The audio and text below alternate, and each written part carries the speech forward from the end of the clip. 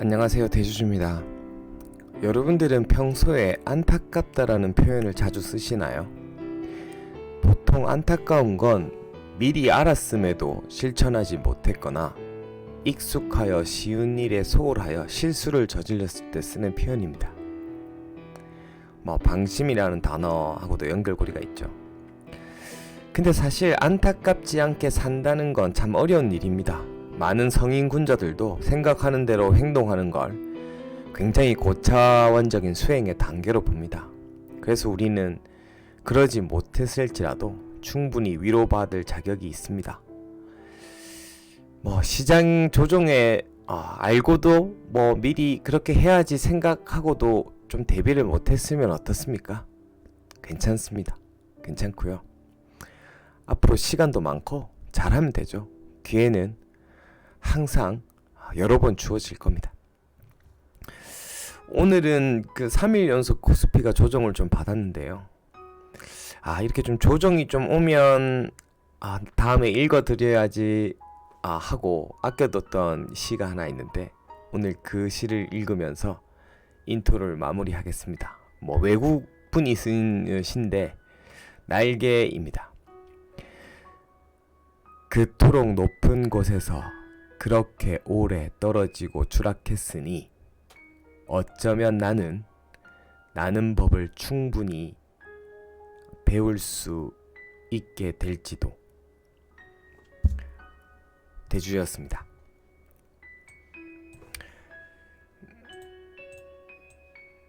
네, 오늘은 뭔 얘기를 좀 해볼 거냐면 시장 얘기 좀 해볼 겁니다. 시장. 여러분들이 좀 어려워하시는 건데 슈카월드가 얼마 전에 라디오스타 나와서 그 얘기하더라고요.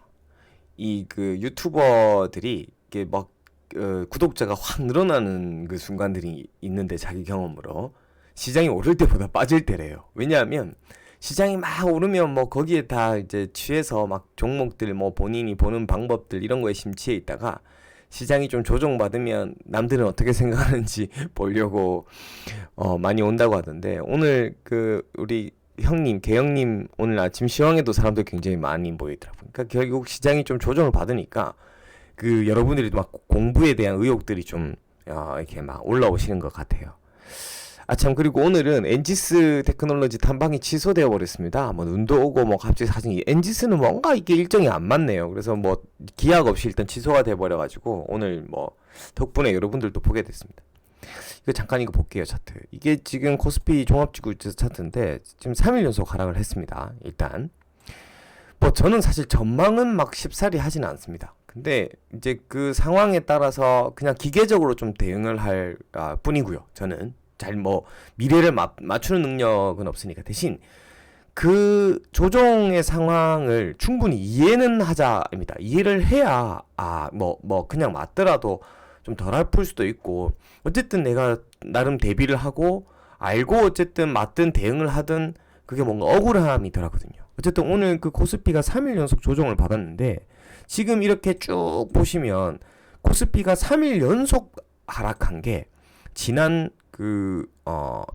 여기 8월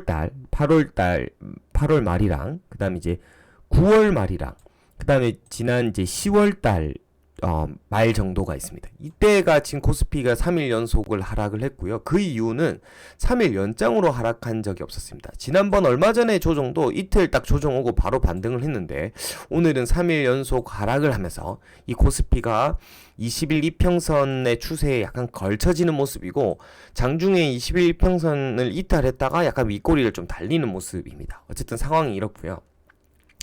그럼 왜 이런 지금 조정의 빌미가 제공되고 있나? 요거 오늘 말씀을 드릴게요. 굉장히 비싼 강의입니다. 이건 잘 들어보세요. 시장이 어쨌든 가장 중요한 키워드는 우리가 개별 종목만 보면 그 종목이 어떤 뉴스가 나오냐 실적이 좋냐가 주요하겠지만 시장은 이 유동성이라는 키워드가 굉장히 중요하고 이런 유동성과 관련된 정책들을 글로벌의 정책이나 세계 흐름들을 이끌어가는 게 이제 미국입니다. 유동성이 이제 공급이 되면 이 코로나 상황에서 시장이 이제 상승을 하고 더 강하게 뭐 경기 부양책이든 공급을 하면 시장이 더 상승하는 흐름들을 좀 보여왔습니다. 이 유동성을 공급하는 방법은 여러 가지가 있습니다. 그 중에 하나가 그 FOMC 연준이 뭐 또 금리를 동결하는 것도 알고 있지만, 그래서 금리는 지금 당분간 동결한다고 했고 앞으로 뭐 2, 3년 동결한다고 했습니다. 이까지는 좋습니다. 이런 것도 한 측면이 있지만, 그 다음이 시장에 유동성을 공급하는 것 중에 하나가 그 연준의 돈으로 국채, 그러니까 그 채권을 매입하는 겁니다. 이게 이렇게 채권이라는 거를, 이 채권은 어쨌든 뭐 페이퍼니까 채권을 매입을 해주면 연준의 돈이 시장에 이제 뭐 은행을 통해서든 시장에 풀리게 되는 겁니다. 근데 이제 그 최근에 이제 나온 FOMC 회의에서 연준이 월 800억의 미국채를 계속 매입해주겠다라고 얘기했어요. 뭐 꽤 큰 규모예요. 근데 이제 그 총 합쳐서는 1200억 정도의 매월 국채를 매입하겠다고 했는데, 이 중 400억은 MBS입니다. 주택저당증권이고, 어쨌든 800억 정도의 미국채를 매입하겠다라고 얘기했습니다. 이 규모가 연간 한 1조 달러 됩니다. 어쨌든 뭐 이게 뭐 감이 안 잡히는 돈이죠. 대충 뭐 1조 달러다 이렇게 생각하면 됩니다.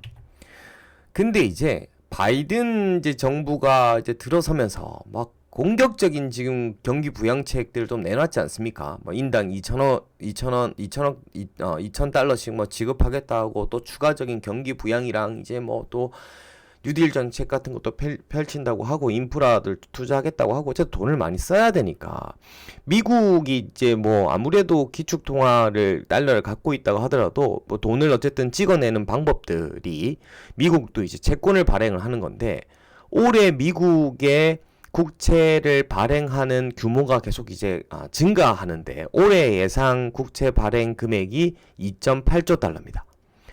대규모 국채를 발행하더라도 금리는 또 제한시켜요. 보통 국채가 발행되면 금리가 이제 단기, 장기 금리들이 좀 인상될 가능성이 좀 있거든요. 인상되는 게 이제 순리인데, 이 장기 국채 중심으로 발행시키면서 일단 금리는 막겠다는 거거든요. 어쨌든 이런 것들이 정책입니다. 근데 아까 보시면 시장이, 연준은 1조 달러의 채권을 매입해 주겠다고 해서 1조 달러의 돈이 시장에 풀리는 건데, 반면 미 정부에서 국채를 발행하면 이 국채를 시장의 돈, 그러니까 현금으로 이 국채를 또 시장이 사니까 이 그 시장에 있는 현금이 국채로 회수되는 결과가 나옵니다. 이 금액을 비교해 보면 2.8조 달러보다 1조 달러가 더 작습니다. 그러니까 시장에 유동성을 공급하는 거는 1조인데 국채 발행을 통해서 유동성이 회수되는 거는 2.8조가 되는 거죠. 그러니까 이런 지금 논리로 시장에 풀려있던 유동성들이 이 국채 발행의 그 빌미로 좀 흡수되는 측면에서 외국인 뭐 패시브 자금이나 이런 것들이 지금 좀 이탈하고, 그러면서 최근에 이제 환율도 좀 오르고 이런 현상들입니다. 천문학적으로 늘어난 미국 나라빚, 바이든 시대 더 늘어난다. 이게 이제 미국 빚이 이제 국채 발행이라는 형태로 지금 늘어나는 겁니다. 바이든이 당선이 됐으니까 본인이 생각하는 정책들을 과감하게 펼치고, 당선 초기에는 또 막 자금들을 막 써야 되지 않겠습니까? 특히나 트럼프와 다른 기조인 뭐 신재생 쪽이나 이렇게 완전 분야들이 다른 쪽에서는 자금을 투입을 해야 되는 부분들이 있는 거죠. 이렇게 미국채 매입과 발행이라는 이 그 키워드로 지금의 시장에 하락의 빌미를 제공한다. 근데 이제 재밌는 게, 이렇게 이제 미국채를 이제 발행한다라고 하면 국채 가격은 떨어지고 10년 만기 금리는 올라가는데, 지금 최근 일주일간의 10년 만기 금리의 흐름인데 오히려 오늘 좀 빠졌습니다. 그래서 이런 뉴스가 나오는 겁니다. 보세요. 여기 요거죠. 10년 금리 소폭, 그러니까 주가 급락에도 오늘 10년물 금리는 오르지 않았다라는 얘기예요. 그러니까 반대로 얘기해 보면 보통 주가가 급락하면 10년물 금리는 올라야 되는데 요 포인트는 뭐냐면 아까 앞서 보여드린 오늘의 하락으로 어제 미국의 하락으로 10년물 금리가 만약에 올랐다면 이 시장의 시그널이 조금 더 위험하다인데 아직 10년물 금리가 좀 안정되어 있기 때문에 채권 가격 하락으로 인한 어떤 뭐 그 시장에 지금 풀려있던 돈의 자금 이탈의 속도가 그렇게 민감하지는 않다. 뭐 이런 얘기예요. 여기 조금 뭐 혼란스러우실 수 있는데 아무튼 그래서 이런 얘기 나온 겁니다. 그래서 저렇게 이제 그 채권 가격이 하락을 국채 발행으로 인한 채권 가격이 좀 하락할 수 있다라는 빌미로 시장에 풀려 있는 유동성들이 좀 해소되는데 오늘 베트남 증시의 이 폭락은 왜 생기냐면 자금들이 자동적으로 패시브 자금들은 저런 어떤 시그널 채권 시장의 어떤 시그널 때문에 순간적으로 아시아 이머징에 들어오는 외국의 자금들이 훅 빠져나갑니다. 그때 빠져나갈 때는 그 나라의 뭐 어떤 뭐 주가나 그 나라의 어떤 그 뭐 시장 상황을 고려하지 않습니다. 그냥 거의 컴퓨터 자동적으로 그냥 투입됐던 돈이 회수되는데 베트남 증시 같은 경우는 워낙 유동성의 기반이 취약하니까 오늘 일부 자금 외국인 자금들이 조금 뭐 2,500억 동인가 쭉 빠져나가 뭐 조금 일부 빠져나가고 외국인의 이런 어떤 자금들이 좀 빠져나가니까 순간적으로 저런 급락이 나옵니다. 뭐 외국인 투자자 2,500동 순매수라고 하는데 이 외국인을 우리는 한계 주체로 보면 안 됩니다. 빠져나가는 주체들이 좀 빠져나가고 다시 뭐 매수하는 주체들이 생겼고 또 외국인의 자금들이 또 그 나라의 기관들에게 또 맡겨서 집행되는 자금들도 있기 때문에 우리가 투자 주체를 꼭 외국인 기관은 우리나라 돈 외국인은 뭐 예를 들면 뭐 외국 돈 뭐 이렇게 해석하기는 힘듭니다. 우리나라 기관도 외국계에서 외국으로 자금들을 뭐 돌려가지고 투자하면 외국인이 건물이 뭐 외국인이 될 수도 있는 거고요. 외국인 자금들도 국내 기관한테 자금을 맡겨서 집행시키면 뭐 국내 자금으로 인식될 수 있는 부분들이니까요. 아무튼 이런 현상들이 지금 생기고 있는 겁니다. 지금 어쨌든 뭐 선물 흐름들을 잘 보시는 이제 형님들은 2월 언제입니까? 2월 다음 주 13일 2월 10일이죠. 그 설 연휴 때문에 2월 10일이 옵션 만기까지 외국인의 포지션이 굉장히 크게 상방으로 지금 잡고 있기 때문에 시장의 하락은 제한적일 거라고 얘기를 합니다. 저도 사실 그 포인트를 거의 70, 80%를 좀 잡고 전체적으로 지금 포트를 운영을 하고 있습니다. 그래서 지금 저가 매수 기회라고 보고요. 어쨌든 만기에 다가갈수록 시장은 어쨌든 상승의 기조, 포지션이 물론 바뀔 수도 있습니다만 갈 수 있겠지만 지금의 어떤 단기적인 시장의 유동성이 빠져나가는 부분들은 채권 시장의 어떤 이런 돈의 흐름에 달려 있다. 이렇게 이제 이해를 하시고 시장을 보시면 됩니다. 그래서 뭐 연준에서 국채 매입을 늘리겠다. 뭐 아까 월 800달러라고 하는 이런 수준들을 뭐 800달러를 늘리겠다. 뭐 이런 것도 이제 시장의 긍정적인 신호가 되고요. 저런 국채 발행에 뭐 국채를 발행하는 금액을 오히려 늘리겠다라고 하면 오히려 시장의 악재로 받아들이는 거고요. 그러니까 국채를 매입해주면 시장에 돈이 풀리는 거고 국채를 발행하면 시장이 돈을 흡수하는 겁니다. 그 다음에 보통 지금 단기 국채를 발행하는 게 아닙니다. 단기 국채는 지금 시장 금리에 영향을 바로 줄 수 있기 때문에 보통 장기 10년물이나 뭐 이런 장기 국채를 발행하기 때문에 10년물 미국채의 흐름들이 중요한 거고요. 국채 가격이 떨어지면 금리는 오르거든요. 그게 반대 흐름이기 때문에. 그래서 미 10년 만기 국채 금리가 올라가는 부분들은 이 시장의 뉴스 키워드 중에 미국의 10년 만기 미국채 금리가 상승했다 이런 얘기가 나오면 시장의 유동성이 좀 빠져나올 수 있는 우려로 해석해 주셔야 됩니다. 지금 제가 말씀드린 하여튼 요 몇 가지의 어떤 키워드가 향후 어떤 시장의 흐름들을 이해하는 데 굉장히 도움이 될 거고 이게 뭐 국채를 더 많이 매입하니 더 발행하니 미국채 10년물 금리가 올라가니 국채 가격이 떨어지니 올라가니 하고 있는 문제 여기에다가 아까 그 환율 여기에다가 국내는 외국인의 뭐 어떤 선물 포지션 이런 것까지 다 복합적으로 계산이 되어서 시장의 어떤 지금 주가들이 움직이는 저변의 시그널들이다라고 해석하시면 될 것 같습니다.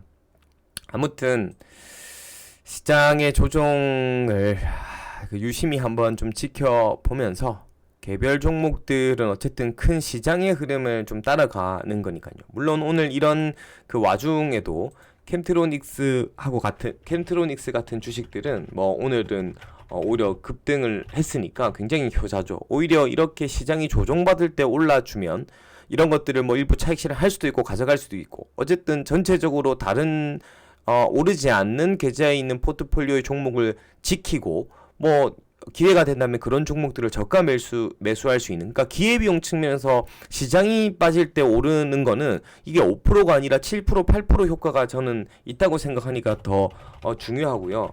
오늘 뭐 일동제약 같은 주식들도 오늘 제 관심 종목 중에 있는 것 중에서는 오늘 좀 상승을 해주는 흐름들을 좀 보였습니다. 이 그 시장이 하락하는 가운데서 상승하는 주식들은 그만큼 어떤 시장의 기대 심리 아니면 뭐 가격적인 메리트 이런 것들이 있다고 봐야 되는 거니까 사실 단기적인 모멘텀이 굉장히 강한 주식일수록 하락에서 더 빛나고 흙 속에서 진주가 더 빛나듯이 그런 모습들을 보일 수 있거든요. 그래서 본인들이 지금 보유하고 있는 종목들이 하락장에서 얼마나 어떤 수급의 튼튼함이 받쳐주는지 이런 것들을 한번 체크해 볼 수 있는 기회도 될 수 있을 겁니다. 그래서 상승할 때 뭐 잘 가고 못 가고 하는 기준과 하락할 때 뭔가 하방 경직성이 강하고 못하고 하는 이런 기준을 체크할 수 있거든요. 그래서 상승과 하락 시기의 포트폴리오를 좀 조정하거나 변화를 주거나 하기가 굉장히 좀 용이합니다. 뭔가 이제 테스트가 되는 거니까요. 그 내일은 어쨌든 일정대로 영상을 업로드를 못할 것 같고요. 토요일날 라방에서 또 뵈면서 뭐 이런저런 얘기 좀 하고요. 뭐 라방을 뭔가 뭐 종목을 뭐 준비하고 막 시황을 준비하고 막 이렇게 준비하지는 않을 거고 생각 같아서는 10시에 시작하면 뭐 1시간? 길어요. 한 2시간 정도. 막 3, 4시간씩 하는 분들은 어떻게 그렇게 하시는지 모르겠어요. 하여튼 그렇게 할 건데 소소하게 같이 이런저런 얘기 나누면서 그런 뭐 시간을 가졌으면 좋겠습니다. 토요일 날 라방에서 봬요. 안녕.